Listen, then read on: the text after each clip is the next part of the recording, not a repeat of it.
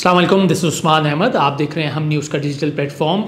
पाकिस्तान में इलेक्शंस 8 फरवरी को इलेक्शन हो चुके हैं। आज 20 तारीख़ है और अब हुकूमत साजी का अमल जो है वो एक तो सुस्त रवि का शिकार है, लेकिन उसको तेज़ होना बहुत ज़रूरी है क्योंकि वक्त कम होता चला जा रहा है। सबसे पहले मैं बता दूं कि जब इलेक्शंस हो जाते हैं तो उसके तकरीबन 21 दिन बाद, यानी ये आर्टिकल 91 का सब क्लॉज 2 है हमारा, वो ये सदर मुमलिकत को बाउंड करता है कि वो इलेक्शन के होने से 21 दिन बाद तक जो है ना असम्बली का सेशन बुलाए, जिस सेशन में नई हुकूमत साजी या नई हुक्मरान या नए वज़ीर आज़म का इंतखाब हो और ये तसलसल जो है वो शुरू हो और हुकूमत एक हुकूमत से दूसरी हुकूमत को ये मामला ट्रांसफ़र किया जाए। लेकिन ताहाल भी हम ये देख रहे हैं कि हुकूमत साजी का अमल जो है वो एक तरह से तनाज़े का बाइस बना हुआ है। उसकी जो सबसे बड़ी शहादत है वो आज मिली है जब बिलावल भुट्टो जरदारी, पाकिस्तान पीपल्स पार्टी के जो चेयरमैन हैं, वो सुप्रीम कोर्ट गए थे। भुट्टो साहब का जो केस चल रहा है उसके ऊपर, वहाँ पर जो उन्होंने मीडिया टॉक की है उसने जो है सबके कान खड़े कर दिए और बज़ाहिर उन्होंने, आप समझ लें कि नून लीग को इस तमाम जो मुश्किल है या तमाम जो तनाज़ा है, तमाम जो हुकूमत साजी में ताख़ीर हो रही है उसका ज़िम्मेदार ठहराया है। दिलचस्प बात यह है कि बिलावल भुट्टो जरदारी की पॉलिटिक्स भी बड़ी इंटरेस्टिंग है कि वो एक तरफ ये कहते हैं कि हमने हुकूमत को सिर्फ वोट देना है और हमने हुकूमत का हिस्सा नहीं बनना, हमने काबीना का हिस्सा नहीं बनना, हम बस हुकूमत बनवा देंगे। लेकिन इनडायरेक्टली वो साथ साथ अपने आप को बरियुज़िम्मा भी करवाना चाहते हैं कि जी ताकि हुकूमत अगर बनती है और उसके बाद जो दीगर मसाइल आते हैं वो उसके ऊपर उनको मोरद इल्ज़ाम ना ठहराया जाए। क्योंकि आपको अगर याद हो कि माजी में जब उन्होंने 16 माह की हुकूमत की है और उसके बाद जब उन्होंने इलेक्शन की कैंपेन चलाई तो उन्होंने सिर्फ अपनी वजारतों का दिफा किया, ना उन्होंने वज़ीर आज़म शहबाज शरीफ जो उस वक्त थे उनका दिफा किया, ना उन्होंने दीगर वजारतों का दिफा किया, बल्कि उल्टा उन्होंने नून लीग को अपने ही दौर, जब वो उस हुकूमत का हिस्सा थे, उस दौर की ही नून लीगी हुकूमत या मखलूत हुकूमत को की बुनियाद पर नून लीग को महंगाई लीग का नाम दे दिया।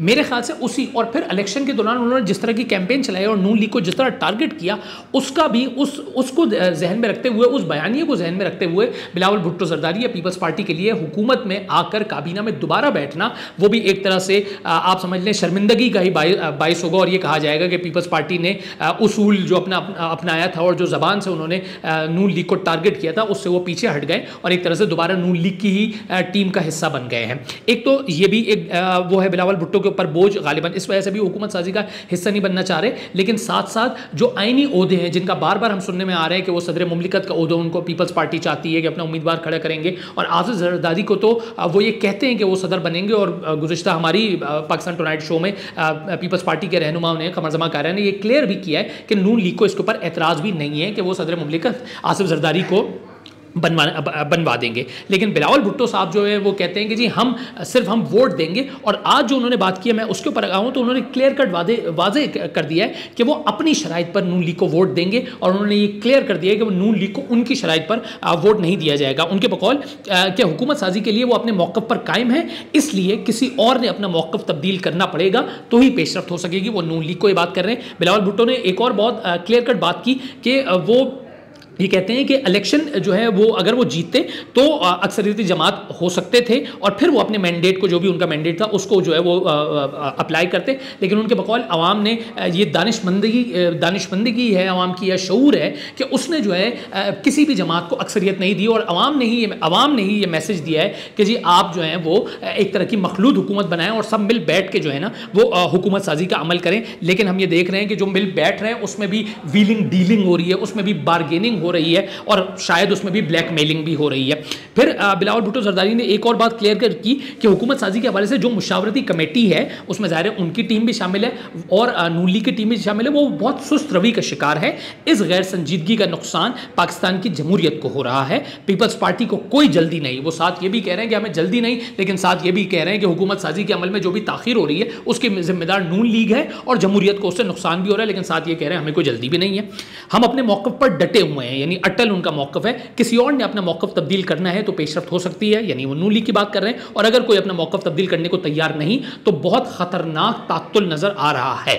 यानी वो कह रहे हैं हमने अपना मौक़िफ़ तब्दील नहीं करना, नून लीग ही को करना पड़ेगा। ये तो अब आने वाला वो वक्त बताएगा कि कौन अपना मौक़िफ़ तब्दील करता है। बिलावल भुट्टो के बकौल इसके नतीजे में जो होगा वो जमहूरियत, मईशत और सियासी इस्तेहकाम के लिए फ़ायदेमंद नहीं होगा। यानी सामने दिख रहा है कि जी एक कुआं है जिसके अंदर सब गिर सकते हैं, लेकिन फिर भी आप अपनी जो आपने पोजीशन ले लिया उससे एक कदम भी पीछे हटने को तैयार नहीं है। और उसके पीछे रीजनिंग मैंने आपको बता दी है कि ज़ाहिर है एक उनका डैमेज कंट्रोल का वो भी है कि जिस तरह की उन्होंने तनकीद की थी नून लीग पे, और फिर माजी में जो कारकर्दगी था उसका सारा मलबा उन्होंने पीटीआई नून लीग के ऊपर डाला, और मुस्तकबिल में पता नहीं कैसी कारकर्दगी होगी तो उस वक्त क्या वो दोबारा अपने आप को बरी ज़िम्मा कैसे करार देंगे, ये सवाल भी इंतहाई अहम है। इस दौरान जो इलेक्शन में धांधली के इल्ज़ाम हैं वो भी तवातुर से उनमें शिद्दत आती चली जा रही है। आज जो सेनेट का सेशन हुआ है बहुत हंगामा खेजी पर भरपूर वो सेशन था, और उसके अंदर चीफ इलेक्शन कमिश्नर को बज़ाहिर टारगेट किया गया, उनको ये तक कहा गया कि उनको जो है वो सेनेट में समन किया जाना चाहिए। साथ साथ ये बात भी की गई कि जी उनके खिलाफ मुकदमा भी चलाना चाहिए। मैं इस सब में जो सेनेटर मुशाहिद हुसैन सैयद हैं उनकी जो तकरीर थी वो बड़ी इंटरेस्टिंग थी, और उसमें कुछ अहम मशवरे भी हैं, कुछ तारीख के उन्होंने औराक जो है वो भी अपना खंगाले हैं, और उस पर उन्होंने बड़ी जामे गुफ्तगू करके नवाज शरीफ साहब को भी मशवरा दिया। बानी चेयरमैन इमरान खान के बारे में भी उन्होंने एक मुतालबा किया। मुशाहिद हुसैन सैयद के बकौल कि नवाज शरीफ को बड़े दिल का मुजाहरा करना चाहिए, बड़े लीडर का मुजाहरा करना चाहिए, और पीपल्स पार्टी को वजारत उज़्मा का ओहदा दे देना चाहिए। लेकिन दूसरी जानिब बिलावल भुट्टो ये वाजे कर चुके हैं कि जब तक उनको फुल मैंडेट नहीं मिलेगा तो वो वज़ीर आज़म नहीं बनेंगे। मुशाहिद हुसैन सैयद का मजीद कहना था कि जो मौजूदा हालात में जो खराबी है उसका मौजद जो है वो 2014 के धरने से शुरू हुआ, जो कि तहरीक इंसाफ का धरना था, बानी चेयरमैन इमरान खान का धरना था। उनके बकौल कि जो सिक्योरिटी इस्टेब्लिशमेंट ने मुंतखब हुकूमत के खिलाफ किया, नवाज शरीफ की हुकूमत की बात हो रही है, सिक्योरिटी इस्टेब्लिशमेंट ने अदालत और सॉफ्ट कू को इस्तेमाल किया। 2022 में उसी डाई को दोबारा इस्तेमाल किया गया मुशाहिद हुसैन सैयद के बकौल, और पीटीआई हुकूमत को निकालने के लिए सॉफ्ट कू को इस्तेमाल किया गया जो इंतखाबात में हुआ। उसके बाद अब बानी चेयरमैन को रिहा कर देना चाहिए, ये है वो मुतालबा बानी जो मुशाहिद हुसैन सैयद ने कहा है। उनके बकौल अवाम ने वोट दिया, फिर उसको तस्लीम करना चाहिए, और नवाज शरीफ को इस वक्त लीडरशिप का मुजाहरा करना चाहिए। नवाज शरीफ पीपल्स पार्टी को वज़ीर आज़म का ओहदा दें और आगे बढ़ें।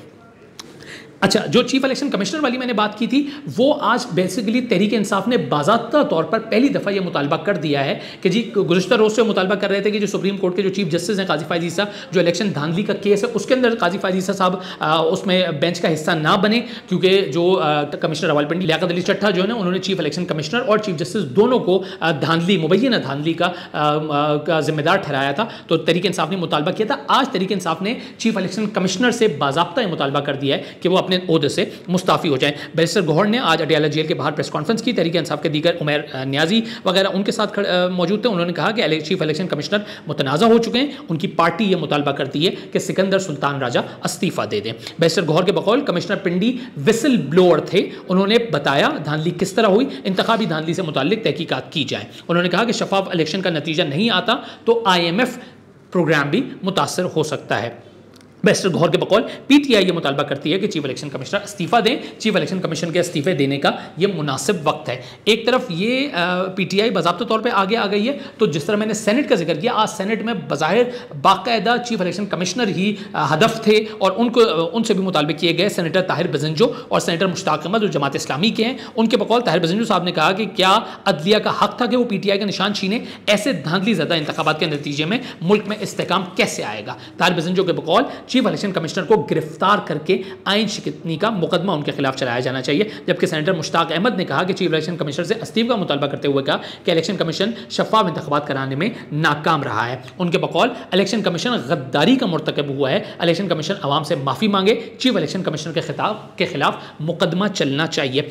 इस दौरान जब यह कुछ भी हो रहा था तो आज सुबह सुप्रीम कोर्ट से एक इंतहाई अहम फैसला भी आया जो ताहयात नाअहली का फैसला था, उसका फैसला आ चुका था। आज उसका तफसीली फैसला सामने आया, तकरीबन 53 सफ़ात पर मुश्तमिल है, और उसके अंदर सुप्रीम कोर्ट ने यह वाजे कर दिया है कि जो नाअहली की मुद्दत है वो इलेक्शन एक्ट में तरमीम के बाद बस 5 साल तक रहेगी। ये ताहयात नाअहली का कॉन्सेप्ट जो है वो ख़त्म कर दिया। इनफैक्ट सुप्रीम कोर्ट ने अपने ही एक फैसले को ओवर राइड किया है और अपने ही फैसले को उन्होंने ख़त्म कर दिया है। सुप्रीम जो ये फैसला जारी किया गया उसमें कहा गया है कि ताहयात नाअहली का फैसला ख़त्म किया जाता है। सुप्रीम कोर्ट ने अपने फैसले में कहा है कि समीउल्लाह बलोच केस, ये जैसे अतर मिनल्ला का फैसला था, समीउल्लाह बलोच केस में ताहयात नाअहली का डिक्लेरेशन देकर आइन बदलने की कोशिश की गई। इलेक्शन एक्ट में तरमीम के बाद नाअहली की मुद्दत 5 साल से ज़्यादा नहीं हो सकती। ये इलेक्शन एक्ट, अगर आपको याद रहे कि इंतखाबात से पहले जो निगरान हुकूमत थी उसने नवाज शरीफ साहब को स्पेसिफिक जहन में रखते हुए इलेक्शन एक्ट में तरमीम की थी, और उसमें रेट्रोस्पेक्टिव जो किया गया था, पीछे से जो सज़ा उनकी हुई थी तो वो 5 5 साल तक उसको जहन में रखते हुए नवाज शरीफ की ताहयात नाअहली बज़ाहिर इलेक्शन एक्ट के तहत ख़त्म हो गई थी और फिर आपने देखा कि नवाज शरीफ ने इलेक्शन में पार्टिसिपेट भी किया गया था। ये तमाम ओवरऑल सिचुएशन है मुल्क का सियासी मंजरनामा। हम ये समझ रहे थे कि इलेक्शन के बाद एक इस्तेहकाम आएगा, लेकिन वो इस्तेहकाम तो आना दूर की बात, ये अदम इस्तेहकाम बढ़ता चला जा रहा है और उसके बायस खदशात भी बढ़ते चले जा रहे हैं। उम्मीद और दुआ यही है कि ये जो इलेक्शन के बाद होने वाला सियासी सर्कस है वो जल्द से जल्द ख़त्म हो और मुल्क की जो समत है उसका सही तरीके से तयन हो सके। शुक्रिया।